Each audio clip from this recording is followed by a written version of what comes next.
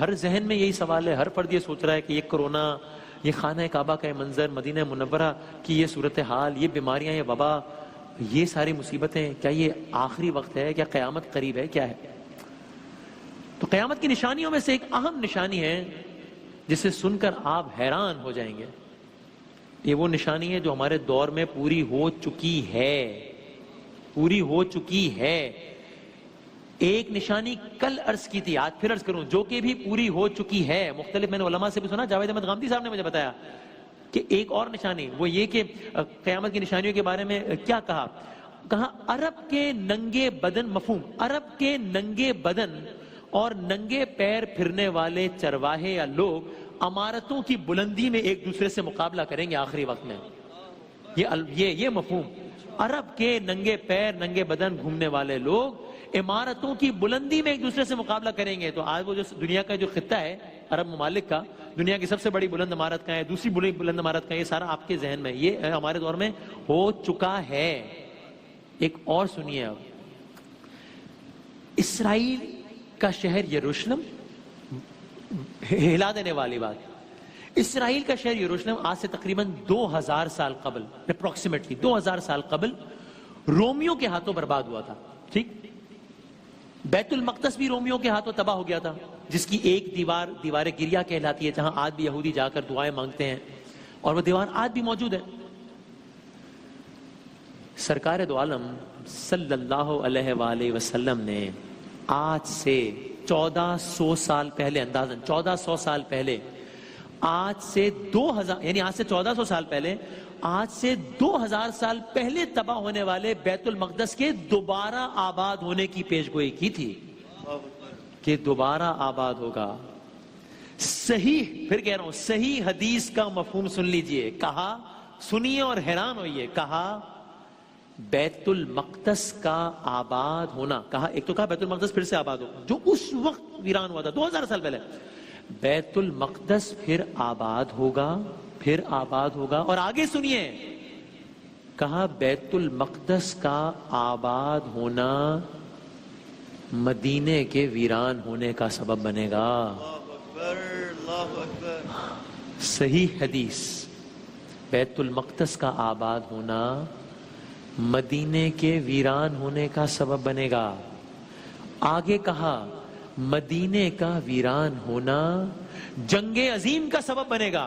اب میں کوئی عالم نہیں ہوں، اس لیے میں اس کی فائنالٹی کے بارے میں تو میں کچھ نہیں کہہ سکتا. میں تو جو علماء سے سنا ہے، کتابوں میں لکھا پڑھ سکتا ہوں. میں صرف آپ کو اپنی ذاتی نوعیت کا ایک واقعہ سنا رہا ہوں جو کہ آج سے 6 دن پہلے کا یا 7 دن پہلے کا، جب پچھلے ہفتے میں اپنا پروگرام 11 تار کا آغاز کر رہا تھا، اور اس وقت یہ خبر آئی، ایسی خبر آئی کہ جو کہ اس سے 10 دن پہلے اگر کوئی کہتا تو سب ہنستے، کہتے کیا مذاق کر رہے ہیں. وہ خبر یہ تھی کہ تیل جس کے پیچھے دنیا کے سارے ممالک لڑتے رہے ہیں، جنگیں ہوتی رہی ہیں، لاکھوں لوگوں کو مارتے رہے ہیں، اکانومیز تباہ و برباد ہوتی رہی ہیں، وہ تیل مائنس میں فروخت ہونے لگا. وہ تیل زیرو میں نہیں، مائنس میں فروخت ہونے لگا.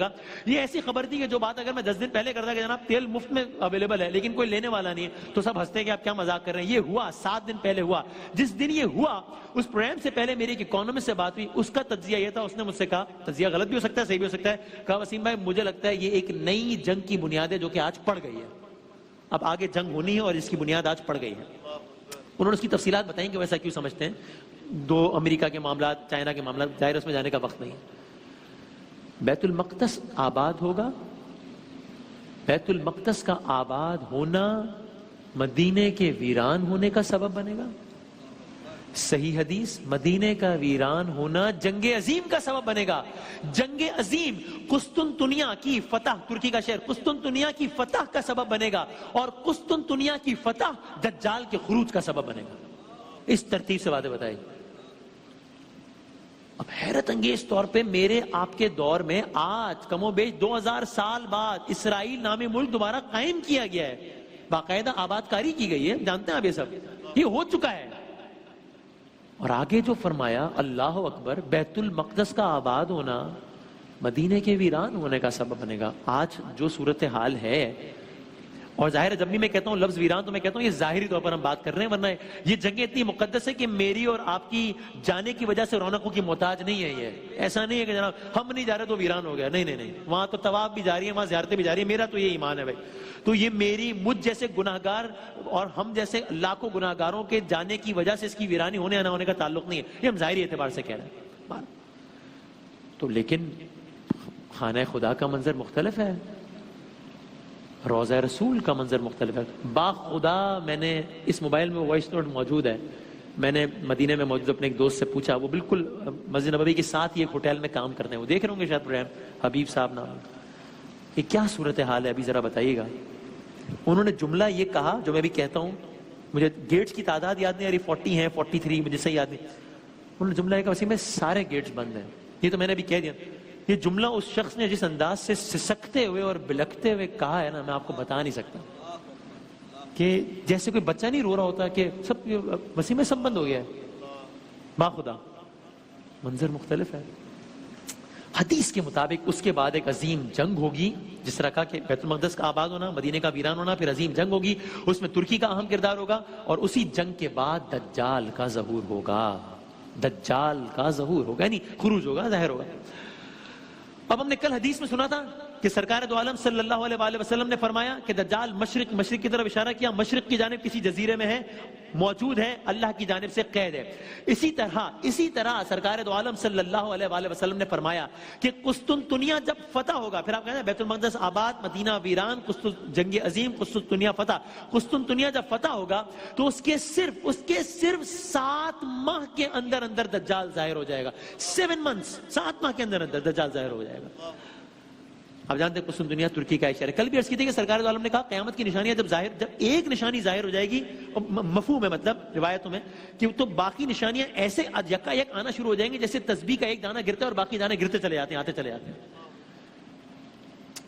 اور اسی طرح قیامت کی نشانیوں میں سے ایک یہ بھی بتائی گئی کہ حج رک جائے گا. حج رک جائے گا. اچھا اب دجال، اب یہ دجال کا فتنہ کتنا بڑا فتنہ ہے، اس کا اندازہ کرنے کے لیے آپ سے بھی سن لیجیے. سرکار دو عالم صلی اللہ علیہ وآلہ وسلم کی حدیث کا مفہوم، بھائی یہ اس سے زیادہ مستند حوالہ تو کوئی نہیں ہے نا، کتنا بڑا فتنہ ہوگا سن لیجیے. سرکار فرماتے ہیں آدم علیہ السلام سے لے کر اب تک جتنے بڑے بڑے واقعات ہوئے دنیا میں، آدم علیہ السلام سے لے کے اب تک جتنے بڑے بڑے فتنے واقع ہوئے دنیا، بھائی پوری دنیا کی بات ہو رہی ہے، ہزاروں سال پہلے کی بات ہو رہی ہے، کون سا فتنہ ہے جو نہیں ہوا ہوگا؟ بھائی نے بھائی کو مارا ہوگا، قومیں قتل ہوئی، کیمیکل ویپنز پھینکے گئے، بچوں کو مارا گیا، گلے کاٹے گئے، کیا ظلم ہے جو نہیں ہوا؟ کیا فتنہ ہے جو برپا نہیں ہوا؟ سرکار کہتے ہیں آدم علیہ السلام سے لے کر آج تک اب تک جتنے بڑے واقعات اور فتنے برپا ہوئے، دجال سے بڑا فتنہ کوئی نہیں ہوگا. اتنا بڑا فتنہ، اس کی آپ میگنیمٹی کا، اس کے والیوم کا تو اندازہ کیجئے. اتنا بڑا فتنہ، یعنی یہ کوئی خطیب نہیں ہے جو جوش خطابت میں کہہ دے کہ بھائی سارے فتنے ایک طرف اور یہ فتنہ ایک طرف. نہیں بھائی، یہ فرما رہے ہیں. اور کہا وہ اللہ، وہ خدائی دعوے دار ہوگا، وہ خدا، زبان بھی کہتے ہوئے لڑکھڑ، خدا ہونے کا دعویٰ کرے گا. اور کس انداز سے دعویٰ کرے گا، کیسے دلائل پیش کرے گا، کیسا نقشہ دکھائے گا، کیا کرے گا لوگوں کے ساتھ. صرف ایسے نہیں کہ ایک شخص ہوگا جو خدا کا دعویٰ کر دے گا، نہیں، وہ پریکٹیکل ڈیمانسٹریشن کرے گا بہت ساری چیزوں کی. حیران کن ہے وہ سننا، اور سنیے گا. اچھا بڑی آبویس سی بات ہے کہ ذہن میں سوال یہ آتا ہے کہ مفتی سہیل حمزی صاحب بھی عرض کر رہے تھے کہ دجال کا حلیہ کیسے ہوگا. یہ بھی بڑی آبویس سی بات ہے نا، ذہن میں آتا ہے کہ کیسا لگے گا دجال. اس حوالے سے بھی بہت ساری روایات مشہور ہیں. دجال نظر کیسا آئے گا؟ کوشش کرتے ہیں کہ حدیث کے مفہوم کے مطابق دجال کے بارے میں جو بتایا گیا عرض کریں. دجال کہا جوان ہوگا، بال گھنگریالے ہوں گے، اور سب سے اہم نشانی اس کی یہ بتائی کہ اس کی الٹی آنکھ. ظاہر بہت ساری روایات ہیں، ہم نے سب کا مجموعہ کیا ہے جتنا بتانے پر گنجائش تھی.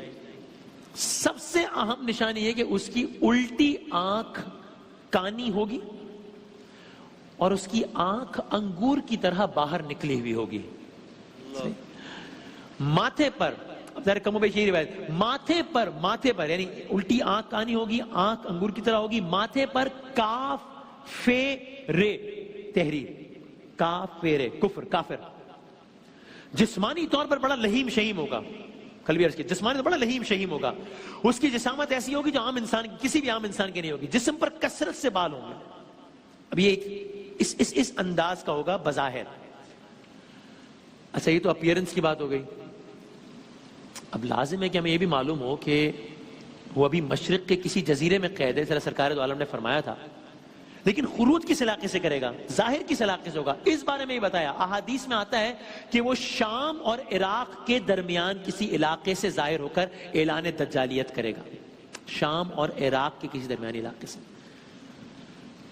لیکن مزید حیران کن بات یہ ہے کہ یہ شخص یا یہ دجال اکیلا ظاہر نہیں ہوگا، اکیلا ظاہر نہیں ہوگا، اس کے ساتھ 70,000 افراد کا لشکر ہوگا۔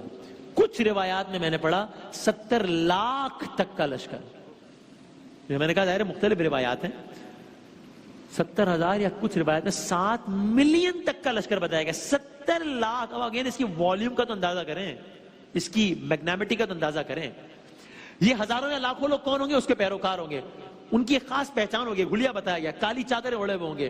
اور کیا کرے گا؟ اب دجال جب خروج کرے گا مختلف علاقے فتح کرتا چلا جائے گا، ایک علاقہ فتح کرے گا، جس قریے میں چاہے گا جائے گا، جس بستی میں چاہے گا جائے گا، جہاں جائے گا فتح کرے گا۔ پہلے یہ علاقہ فتح کیا، پھر وہ علاقہ فتح کیا، یہاں جائے گا، وہاں جائے گا، تباہی پھیرے گا، یہاں تک کہ جب وہ مکے میں پہنچے گا، جب وہ مدینے میں پہنچے گا تو وہاں اس کا راستہ روکنے کے لیے انسان نہیں ہوں گے، فرشتے ہاتھوں میں تلوار لیے آئیں گے اور اس کو اس قدر مجبور کر دیں گے کہ وہ ان 2 مقدس شہروں میں داخل نہیں ہو سکے گا، بلکہ مدینے کے قرب و جوار میں ایک مقام پر قیام کرے گا۔ یہ مقام بھی بتایا گیا کہ اندازاً کہاں ہوگا، یہ مقام تقریباً احد کے پہاڑ کے پیچھے ہوگا، لیکن فرشتے اس کو وہاں بھی قیام نہیں کرنے دیں گے، بلکہ اس کو دھکیلتے ہوئے واپس شام کی طرف پلٹا دیں گے۔ 2 ایکسیپشن ہوں گی صرف، مکہ مدینہ۔ اس کے علاوہ بظاہر پوری دنیا اس کی دسترس میں ہوگی، دنیا دسترس میں ہوگی سوائے مکہ اور مدینہ کے۔ تو اب اگلا سوال یہ ذہن میں آتا ہے کہ یہ سارا کچھ جو سینیریو ہوگا، جو دل ہلا دینے والا منظر ہے، یہ کب تک جاری رہے گا؟ یہ کتنا عرصہ یہ دجال اپنا فتنہ برپا کرتا رہے گا؟ کب تک ایسے چلتا رہے گا؟ حدیث کے مطابق مفہوم، دجال جب نکلے گا نا تو اس وقت زمانہ بدل جائے گا۔ میں نے ویسے بھی علماء کرام سے سنا ہے کہ جس طرح قیامت کا ایک دن جو ہے وہ اتنے 1000 سالوں پر ہوگا، وہ ڈیفینیشن ہی چینج ہو جائے گی، دن کی، ساعت کی، لمحے کی، گھنٹے کی، سیکنڈ کی۔ دجال جب نکلے گا زمانہ بدل جائے گا، وہ 40 دن تک رہے گا، 40 ڈیز کا فگر ہے، 40 دن تک رہے گا، لیکن حیرت انگیز طور پر اس کا ایک دن 1 سال کے برابر ہوگا، ایک دن 1 سال کے برابر ہوگا، دوسرا دن 1 ہفتے کے برابر ہوگا۔ اس انداز سے کیلکولیشنز ہیں، تو اندازہ تقریباً ڈیوریشن کا یہ۔ پھر اس کو حاصل اختیارات کے مطابق، اب آپ ظاہر ہے جو کچھ ہوتا ہے خداوند تعالیٰ نہ چاہے تو ظاہر ہے کچھ بھی نہیں ہو سکتا ہے، تو ہمارا ایمان عقیدہ ہے، کہنے کی بات ہی نہیں ہے، اور ہر کام اللہ جانتا ہے کہ اس کے پیچھے کیا مصلحت ہے۔